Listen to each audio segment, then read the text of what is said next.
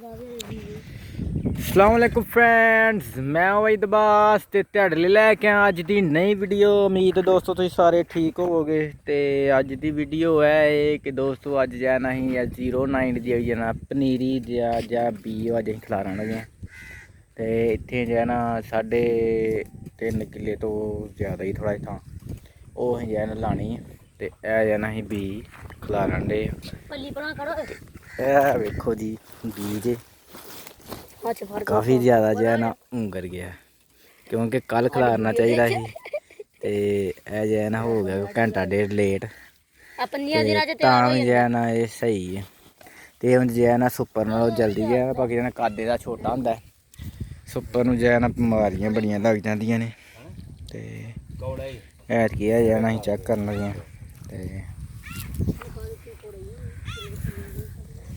ਇਹ मोटर दा ही पानी लांदे जे अगे जो है ना वो उत्थे साडा बोर ते मैं कहा चलो इत्थों ला लैने बाद च उत्थे सैट कर लांगे।